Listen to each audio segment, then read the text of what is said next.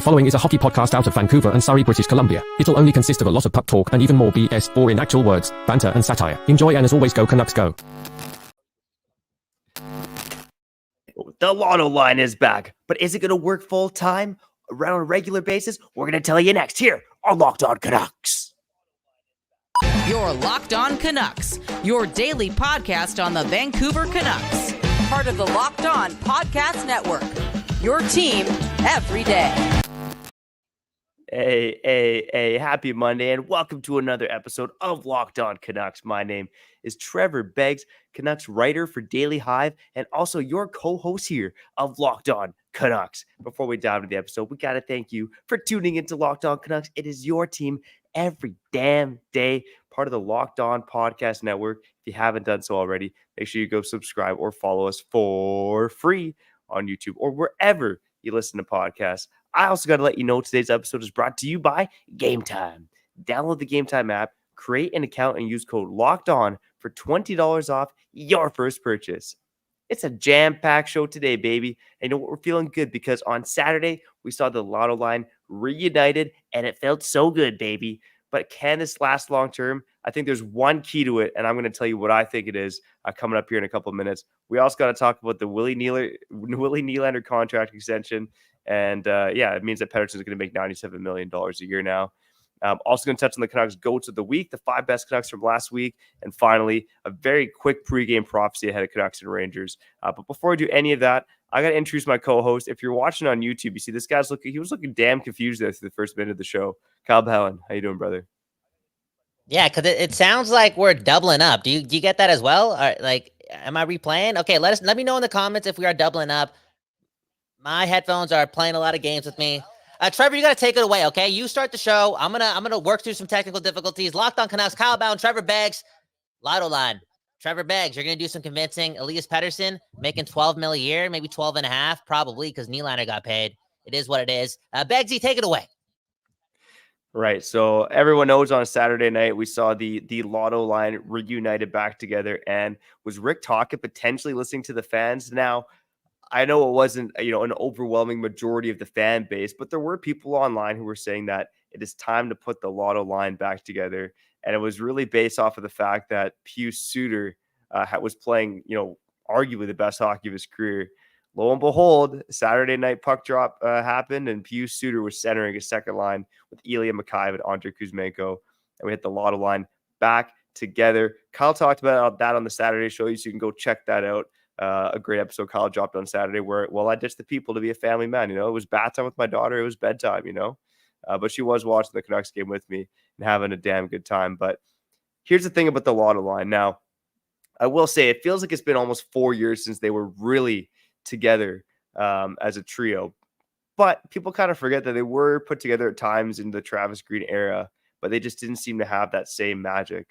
But really, it's been, again, since early 2020 since the line was back together, so nearly 4 years since the Lotto Line did its thing. Most of the roster, most of the team has been turned over since then. But you just look at how all three of these guys have been playing this season. This line might be more dangerous together than it ever was in the past. Right? You have Pettersson and Boeser in their primes. JT Miller arguably playing the best hockey of his career. I don't even think that's really an argument. I think that line's going to have a lot of success. I don't think that's a bold take. Now, I think the key to making the Lotto Line work is having the second line of the Canucks be successful, at least win their matchups, possession-wise, goal-wise, come close to breaking even. Now, that might be easier said than done. I know fans were hyping up Pius Suter, the best thing since Swiss cheese. But Pius Suter, is he a second-line center on a Stanley Cup contending team? That's up for debate, and I would argue probably not. Now, the reason I bring up the second line being the key for the success is because you look at the third line, and the third line has been the best third line in hockey. We've talked about that already. Every dayers know, and nothing has changed on that front. And that's a little teaser to go to the week in our second segment because, again, third line guys are going to make it on the GOATs of the week. But the third line is stellar, right? Teddy Bluger, Dakota Joshua, Connor Garland doing their thing. They picked up some more goals, some more points over the weekend. But then you look at the second line, and it's fair to wonder, is the second line going to be good enough if Miller, Boeser, and Pettersson are all in one line? I mean, you look at the Stanley Cup contending teams, they tend to spread out their offense, right? Vegas is a prime example of that. Jonathan Marchessault on the second line, Mark Stone, Jack Eichel on the first line, and William Karlsson on the third line. They really spread out the offense. That seems to be the way to go with most teams nowadays. So can the Canucks kind of buck the trend? Like the Canucks are almost going the opposite in terms of spreading out their talent, right? If you look at the defense, Hughes and Hronek, you have a super pair. It was one of the best pairs in the league early in the season. I think offensively, it still is one of the best pairs in the league, but defensively, that pairing has left something to be desired. But the fact of the matter is, if you have Miller, Boeser, and Pettersson all in one line, Hughes and Hronek together on a pairing, you're doing the opposite of what the rest of the league's doing. You're stacking up your talent higher up in the lineup. I just don't know long term if the Canucks can withstand having Miller, Boeser, and Pettersson on that top line and have a second line that has Pius Suter as your second line center. You're putting a lot of faith in Pius Suter. I certainly hope it works out. And I think probably the X factor here is a guy we've talked about ad nauseum in this market, and that's Andrei Kuzmenko. Can Kuzmenko regain some of his form from past seasons? Because if he does, and he can do so away from Pettersson, which he hasn't done consistently throughout his NHL career so far, then that will go a long ways towards giving me, as an analyst and a fan, confidence in the second line, helping out the Canucks in terms of their success, right? Because all three of these guys in one line, then afterwards it's like, okay, is the rest of the line at that bottom line going to hold up? Again, fourth line is whatever. There's a lot of garbage on fourth lines across the NHL. I'm not saying the Canucks have garbage, but to me, again, that second line has got to be more than the sum of their parts. Now, Kyle, I don't know if that's possible. I missed the first 4 minutes of the show. I have no idea what Trevor Beck said early on, but I don't know if it's possible for Pius Suter to carry a line. It's just something okay, so let me go and say this. I think Pius Suter has played way above value. In fact, I would argue that he's been perfect. And it's not even just about the numbers. Like when I see this guy play, I'm way more than impressed. Like this guy's a very good hockey player, worth way more than less than $2 million a year. I think he does have a higher ceiling. I just don't know if that's being a second. I actually know for sure. Like he's not a second line center on an elite team. That doesn't really sound like the plan. That being said, the Lotto Line, one thing that this team really did need was some sort of spark to ignite some fun into this lineup. And I know that sounds kind of petty / demanding of me because the team's been way above 500 all season. If you look at their record in the last 12 games, they've been really good when it comes to wins and losses. That being said, again, they were kind of dull. They needed that spark. Somebody who also needed that spark was Quinn Hughes. Now, obviously, he doesn't play on that line, but when the Canucks are pushing the pace more, I feel as if they're leaning into something that is way more dynamic than structure, and that's their superstardom. Now, I do also get, and you've alluded to this so many times, and you've watched way more hockey than me over the last couple of years, okay? When the Canucks are out, I'm out. Okay, I'm out. And Trevor and Tocchet have touched on how they're trying to get this team to play the right way for that style of hockey. And I think this group of players is intelligent enough. I think they got the right people on the coaching staff throughout the whole organization to make sure that's still the case, but I don't think that should come at the cost of ignoring what else this team can do, and that's play high-octane offense. And I don't know. I think that sprinkling in the Lotto Line to the equation just for a little bit is a tool / weapon, a secret weapon that they can use whenever they want. I don't know if it's the game plan for the whole season / how they're planning on matching up with other teams like Vegas and Los Angeles and whatnot, but like Edmonton does with Draisaitl and McDavid when they need things done or they need to change a pace and they need to spark some life into the lineup, it's something that they can easily do. Yeah. I mean, like I said, I think that Lotto Line is so stellar. And like you said, it really injected some enthusiasm into this lineup, into this team. I think the enthusiasm before was coming from the Canucks third line. So I think we all want to see the Lotto Line work, right? Because it's exciting, it's fun. That being said, I kind of wanted to mention that on that second line, I mean, I don't think either you or I have faith in that working long term, right? Like, can that second line hold up? No, it doesn't really look like a quality NHL second line on a contending team. Of course, That being said, Pius Suter's played way above his value. He's looked great. Perfect. Ilya Mikheyev, I mean, I think Ilya Mikheyev's been overshadowed. We haven't really talked about him that much, and he's been fantastic. I do think the X factor on that second line, though, is Andrei Kuzmenko.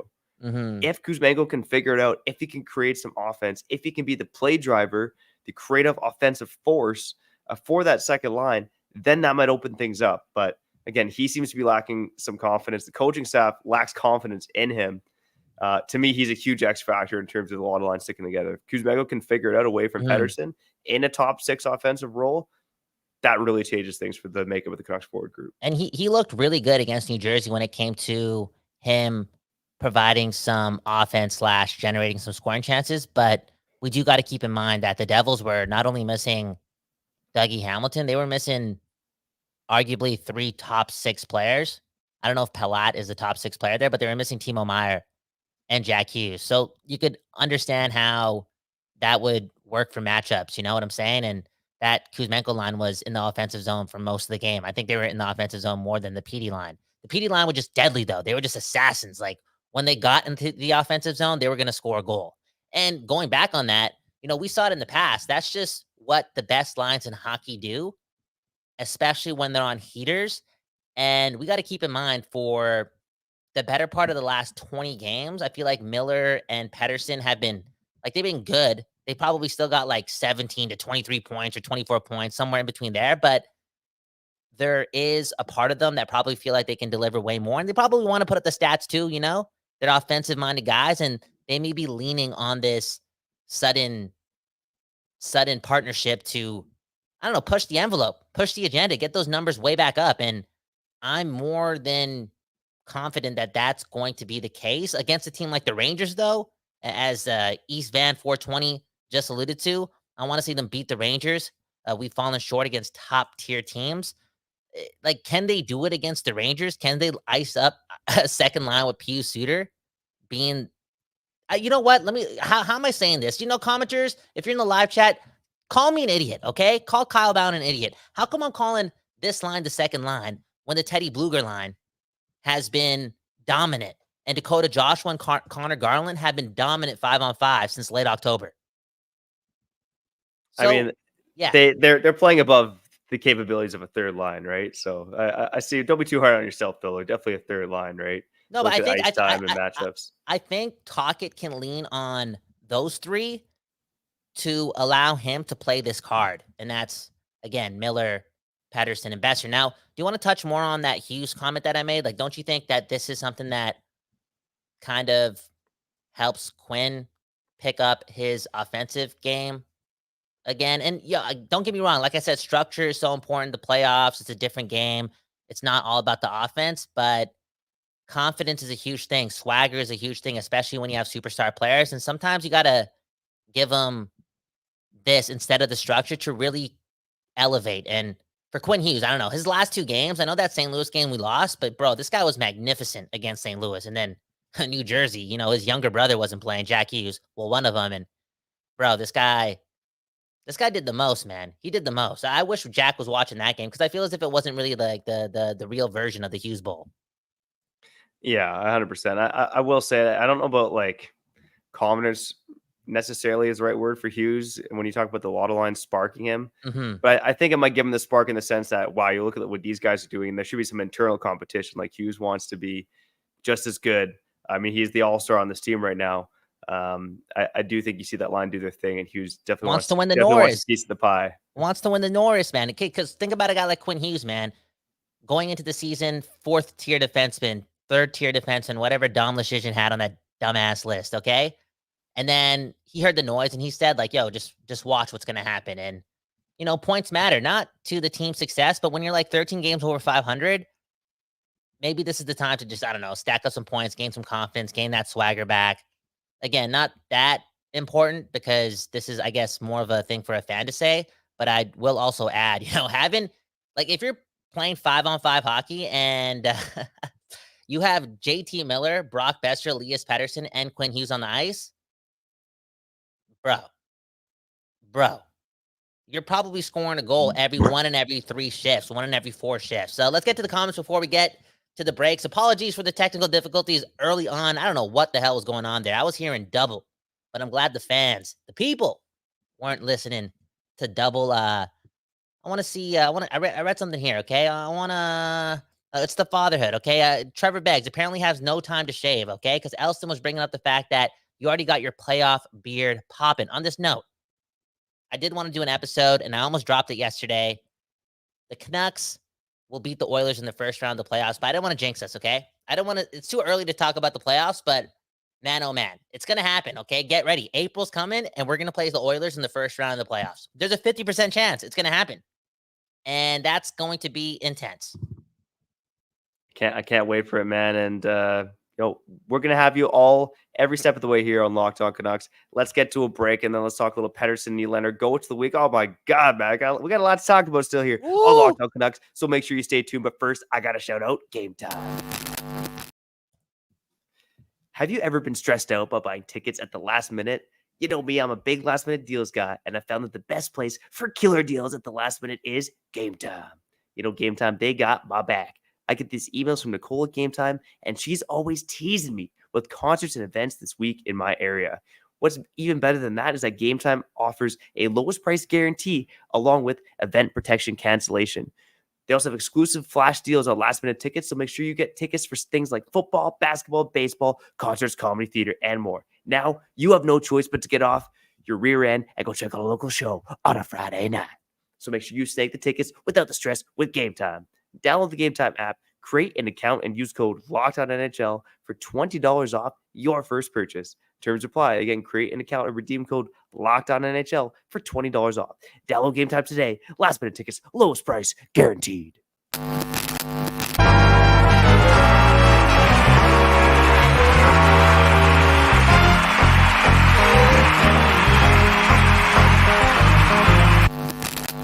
Okay, we back on Locked On Canucks. My name is Kyle Bowen. That right there is Trevor Beggs, who is probably one of the biggest losers I know, okay? Ask him. Ask him how the Seahawks are doing, okay?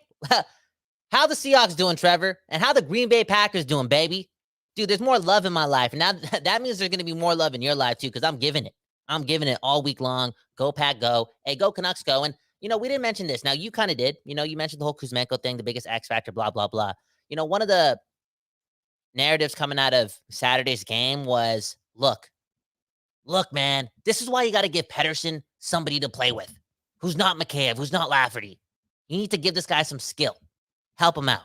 AKA, you need to get Kuzmenko going because, man, oh man, Pettersson definitely needs somebody dynamic to play with because it unlocks another level to his game and makes things easier. / in general terms, just allows him to get the puck in more dynamic spots in the offensive zone. So, Kuzmenko, man, do your thing. Yeah, I don't know how Kuzmenko feels about the Lotto Line being reunited, but that guy, every time I've been around the rink or watched him on the bench, seems to have a positive attitude, man. So you just got to keep that positive attitude going. But man, oh man, no one should be more positive than Elias Pettersson because not only did he have 2 goals against the Devils, not only is he reunited with JT Miller and Brock Boeser, but he just witnessed a Willie Nylander signing an extension, 8 years, $11.5 million. Kyle, has this changed how you feel about how much Pettersson might make? Bro, come on. You're talking to the biggest Pettersson fan out there and also somebody who, I don't know, I feel as if my eye test is on another level right now. We just brought up Jordan Love, the Green Bay Packers. I said it after week 1, and I definitely said it after week 3. I said, yo, we got another one. And I know Pettersson's been, I'm not even going to use the word mediocre. I think the expectations are so high, rightfully so, but he's been different in the last 25 games, okay? The production has dropped off compared to his first 20 games, right? Not the first 15 games or whatever, right? But at the same time, throughout his last 20 games, we've still seen the points, but we've seen the intensity too. Maybe one game he's been invisible, but when he's not putting up points, he's laying the body, doing his thing. He's in there, doing the most, and he's done it before. He showed us, he's a prototypical playoff performer. He can do it. And when you see things like that again, him laying the body, being involved, that's going to happen again. And because of that, again, in my opinion, you can't overpay guys like Elias Pettersson. Your job is to lock them up. Now, there is that argument that if Pettersson really wants to win, he's got to take a bit of a discount. Look, if he gets paid $11.5 million for 8 years, that's a big discount. Let's be real. Let's be honest. So it doesn't really change a thing. The only thing that it shows me is, there's there's a good chance he's going to get $100 million, which I've been saying the whole time. Yeah, 100 million for Pettersson. So that would be what 12.5 over 8 is 96. So you're talking 13 mil if my math's correct. Holy man. Okay, so The some Austin people are Matthews like, money. I heard Don Taylor talk about this, right? Like, how are you going to pay Elias Pettersson that much when JT Miller's only making 8? So take that prompt and say something about it. Yeah, I mean, I think with JT Miller, I think with JT Miller, it's all about career arcs too, right? Like everything plays into a contract negotiation. It's not just like that's like looking through one silo. There's probably about 50 different silos you can look through when you're signing a contract, and that's exactly how these contract negotiations would go. But with JT Miller, it was a career of being a third liner or a second line player. Comes to Vancouver, pops off. Still has some downs though while he's in Vancouver. So I think 8 million was probably a bargain at AAV, but they extended the contract to 7 years, right? So I think it was just a completely different set of circumstances. Now with Pettersson, he's coming to the league and he had 10 goals in his first 10 games. He's now over a point per game for his career. He's one of the best centers in hockey, one of the best playmakers. 2 years younger than Nylander, couple years younger than Nylander. Yeah. So, I mean, I think with Pettersson, right, it's been a whole career of being a first-line player. With JT Miller, he spent a minority of his career as a first-line player. So, yeah, I think with Pettersson, yeah, again, I look at the Nylander contract. Not much has changed for me in that regard, although I do think he's probably closer to 12 than maybe 11 like we thought before. And now I've seen it in the comments. I've seen it online. There are people that think Kyle like you and myself to an extent as well, where it's just like, give Pettersson whatever. He deserves it. But I'd say there's a vocal minority who think that Pettersson's not worth 11 million plus per season. Well, he is for sure. Yeah, like look at this, man. We got Jimmy. Shout out to Jimmy. Pettersson is definitely not worth 12.5 per season. Okay, and look at this one. Miller is worth more than Elias Pettersson.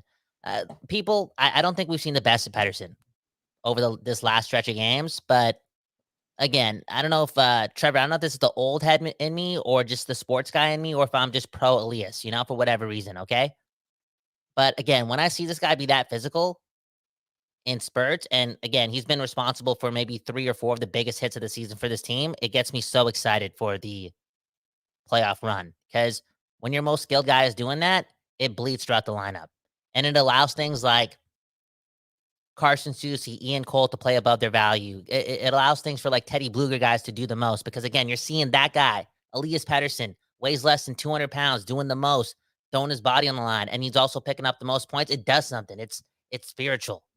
It's different. And we haven't seen him in the playoffs for a long time. We saw what he did in his first run. And then you look at what he did with his Swedish team before he came over to the NHL. That guy's got it in him. He's got it in him. Yeah. Well, he believes in himself, right? I think there was a report from Elliot Friedman today where he said that Pettersson does not want to talk contract till the end of the season. It's kind of the same thing we've heard before. Whoa. He just said that. He said that today? Yeah. Elliot Friedman said that on 32 Thoughts. Okay, Kyle, see you later. I'll finish the show by myself. Again, I don't think that should worry fans. It obviously worries Kyle a bit, but some guys just don't want to talk contract during the season. And I think part of the reason he doesn't want to talk contract because he believes in himself. Like Kyle said, he probably hasn't played his best hockey over the last stretch. Now the Canucks are signing him based on years of work and projecting years into the future. It's not just on a little sample stretch here. But Pettersson believes in himself. I think that's the number one reason why he doesn't want to negotiate during the season. He probably wants to get to the playoffs and prove his worth in the playoffs. And Kyle, I wanted to mention quickly, you kind of talked about him being mediocre. It's interesting. You look at the first 13 games of the season, Pettersson put up 25 points. The first 14 games put up 25 points. Over his last 25 games, he put up 23 points. So you're right. It hasn't been the same version of Elias Pettersson that we saw early in the season where he was at an Art Ross winning pace. But he delivers so much to the team, right? I don't think he's the best penalty killer, but just an unreal player. Now, I think this might be a segue into the quickest goats of the week that we've done because we're already 25 minutes into the show having a goats of the week. So let's get into it, man. Hit the button, baby. Goats of the week, baby. Here on Locked On Canucks. I'm hitting the button, dude. I still want to talk about Pettersson, man. You're getting me emotional, but we'll do it later, okay? Goats of the week.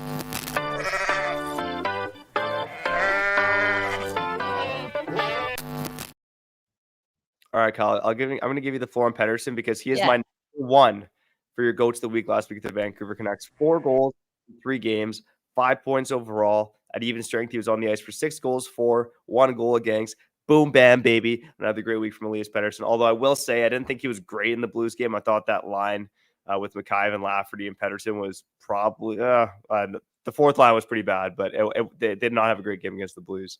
But overall, man, it's Elias Pettersson's doing his thing, flashing his creativity. And like you said, even in a nice like St. Louis where he wasn't great, he still managed to make an impact, whether it's being physical or doing something else. Pettersson's the man. Go through the list because I'm emotional. You got me emotional with that Friedman comment. Just keep going through the list, man. Your top 5 goes of the week, man. All right, I'll wrap it up quick styles here. Number 2, I have JT Miller, 3 goals, 5 points. I actually thought against the Blues, he was probably one of the best Canucks, had a few chances in that game as well. Number 3, Pius Suter, okay? This is his first appearance on the Goats of the Week list. He was an absolute stud against the Senators. Now he's been elevated into a second-line center role. And again, in that game against St. Louis, when he was playing with Miller and Boeser, I thought that was probably the best line for the Canucks in that game as well. Number 4, I had Connor Garland. 2 goals on the week for a guy who's been creating. So good.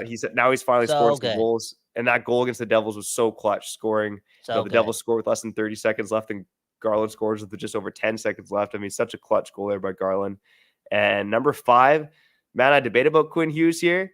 Like you said, he was good against the Blues in a night where the Canucks weren't great, but I'm going with Dakota Joshua. Oh, man. Again, you know what, Trevor? I'm going to shut you up. Dude, you're from Surrey. I'm from Surrey. And again, this guy just opened up the rear end and just put a whole timber tree up it, for real. Noah Juleson is the number 5 goat of the week. Erase it right now. Give him some points on the standings because this is proof that Rick Tocchet, Adam Foote, Sergei Gonchar, and company know what they're doing because I don't know how they did it midseason for a top-tier team, making this guy into somebody who makes me kind of regret the Nikita Zadorov trade, okay? Seriously. That's how it's making me think because he's not put 4 good games together, not 2. I think he's played 10 to 12 good games together. And you talk about the confidence. We talked about this is the confidence that he would find in the AHL. No, he's found it now. And he's just playing smart, wise, calm hockey. And, dude, Noah Juleson deserves a lot of respect. It's just the truth. Okay? Anyways, Locked on Canucks. My name's Kyle Bowen. That right there is Trevor Baggs. Cut him out. We were supposed to talk about the Rangers game after the break. We're not doing that. We're talking more about Pettersson. A ton of comments. For real. I'm emotional. I can't believe Elliot Friedman, man. Yo, Friedman. Take a break, man. Take a break. Trevor, I don't know who you're shouting out here. I'm about to cry. I'm about to break my TV screen. Elias Pettersson signed the contract ASAP. You're listening to Locked on Canucks.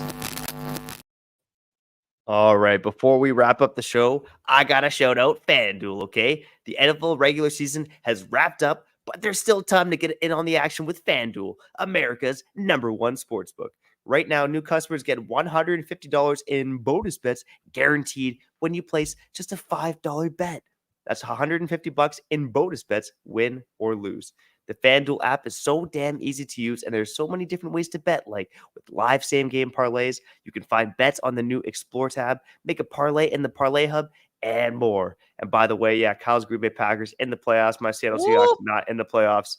I hate to say this to you, Kyle, but I'm going for the Packers because in the wild card round, Cowboys are probably my least favorite team in the NFL. You're going for the Packers because Aaron Rodgers is no longer my quarterback. If you guys are listening to this show, Trevor Baggs absolutely hates Aaron Rodgers. He's hated him for like a decade plus. It's just the truth. And no, he's no longer there. And you and I, we're best friends, Right behind your wife is Kyle Bowen, okay? Right behind your kids is Kyle Bowen. I'm a Packers fan. I need your support.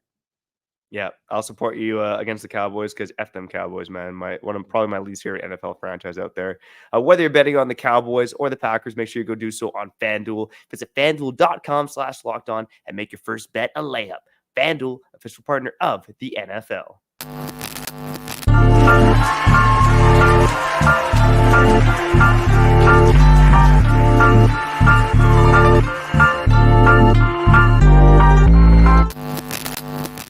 Okay.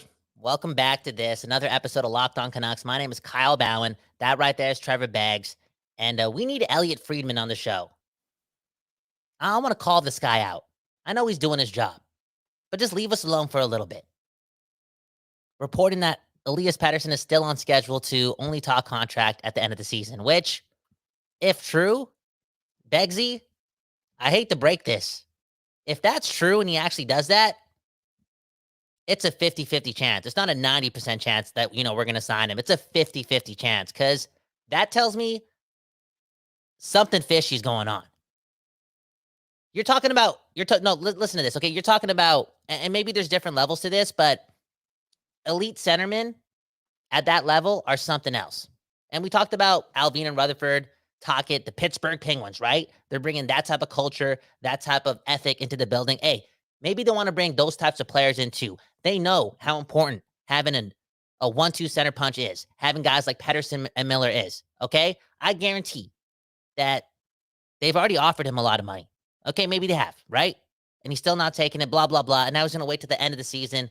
Man, oh man, I'm starting to get scared that Pettersson is not going to be a Canuck next season. Yeah, you really went to a dark place there. I Bro, think the odds end of the are way season, better. that's Kachuk stuff. That's Kachuk stuff.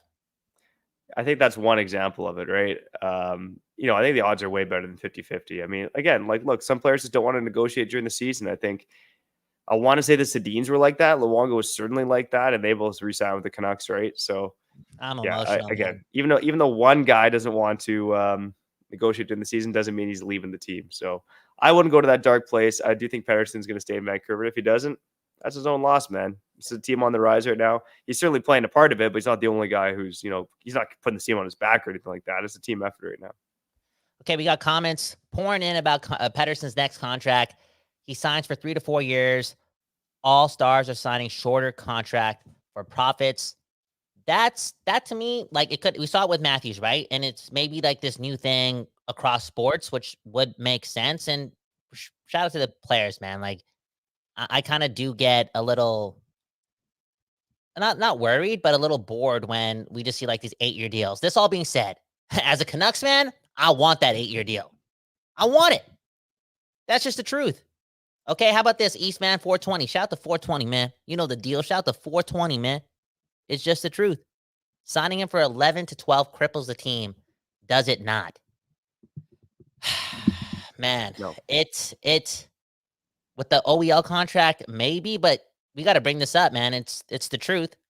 JT Miller signed for $8 million. So I think JT Miller's still going to be really good for like 3 or 4 years. So because he's the one that signed for $8 million, maybe we won't be crippled because one of our guys, one of the best players on our team, a lot of you guys are talking about this guy being better than Pettersson. He's getting paid way less. So maybe it won't. Do you think he has to take less to help build a stronger team? I get the argument. I just feel as if, I don't know if the Canucks can play that card based on his first new negotiation with the Canucks years ago. But maybe Alvin and Rutherford can just lay it out. Like, look at Crosby and Malkin, Look at this blueprint. Does he have to take less? I think that's an interesting question. I'd say no, he doesn't have to take less, but certainly if he takes less, it's going to help this team actually be able to Stanley Cup contender, right? I mean, I think the Maple Leafs are in a different situation because everyone just took what they were worth, right? Nylander, Matthews, Marner, Tavares. And now it's like, okay, yeah, you've got all your cap tied up in 4 guys. How are you going to build the rest of your team? And their goaltending has been weak. Their defense has been weak. It is hard to build a contender when you have 4 guys on your team making $10 million plus a season. Now, Pettersson's going to get $10 million plus easily. I would say if the Canucks can get it under, I think 11 right now is kind of the bar, right? If they get it under 11, it's a steal. Anything over 11 is probably market value. Anything over 12, I'm not going to say it's an overpayment, but it's like, yeah, dang, the Canucks didn't really get him to take a discount here. Man, just sign Pettersson, man, okay? Greedy Petey, he's all about the money. I don't think so. Man. He doesn't seem like that. He doesn't seem like that type of guy, man. Oh, okay, last question before we get out of here. What do you think allows him to take less? Like, let's say the Vancouver Canucks get to the Western Conference Finals. That's proof of concept. That's, maybe I got to trust this management group. And if I take $1 million less and they're able to add more pieces, because let's be honest and let's be real, taking $1 million less going into next season is huge. Taking 1.5 less going into next season is huge because you're not going to have all these guys back. Bluger, Lafferty, Dakota Joshua, Ian Cole, those guys aren't all coming back. You got to replace those guys with new $1 million players. So what do you think would allow Pettersson to take less? Like, what's the standard that the Vancouver Canucks have to set? Well, I think the standard's already been set on a day-to-day basis. Is what they've been doing since they try to come in, right? The work hard every day, get these guys in here. But I think, to me, one of the big tells is going to be the trade deadline, right? We've seen it with Jim Rutherford in 06 with the Carolina Hurricanes. Crazy, dude. If the Canucks ask one at the trade deadline and this team is suddenly like a bona fide cup contender, they can't afford to keep everyone, that might be a time when Pettersson takes loss. He says, okay, this team is doing everything they can to win the Stanley Cup. If I can help out by taking $1 million less, and that makes a difference, then that might be the kind of tipping point for him. But like you said, Kyle, it's that the day-to-day standard the organization is setting. It's going on a playoff run.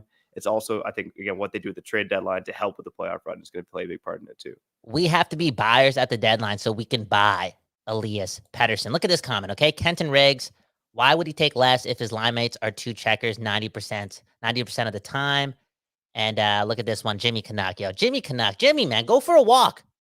Celebrate 420, okay? OEL buyout and a huge Pettersson contract equals no Stanley Cup for the Vancouver Canucks. And then we got Dingbat.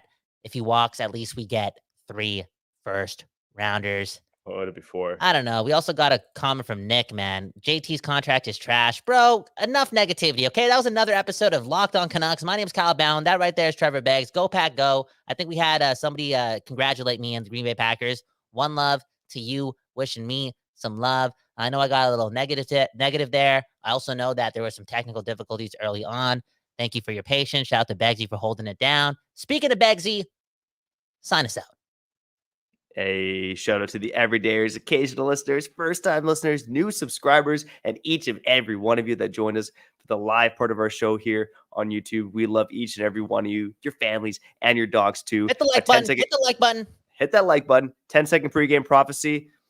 The Canucks right now, it's going to be a tough one tonight against the New York Rangers.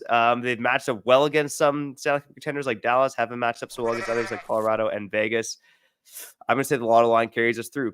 3-2 win for the Canucks tonight with the Lotto Line scoring 2 goals. Positivity, baby. Let's go. Coming up this week, again, lots of games on this road trip to talk about. Rangers, Islanders, Penguins, and we got Buffalo and Columbus in the road trip. Lots of games to go through, but I also want to talk about a second-line center target, okay? If the Canucks keep with the Lotto Line, is there a second-line center out there that fits for the Vancouver Canucks? I think we'll do an episode on that. But for now, I'm Trevor Beggs. That guy's Cal Bound, and you've been listening to Locked On Canucks. Go, Pat, go. Shout out to the Vancouver Canucks. Enjoy your day. Peace. You're Locked On Canucks, your daily podcast on the Vancouver Canucks. Part of the Locked On Podcast Network. Your team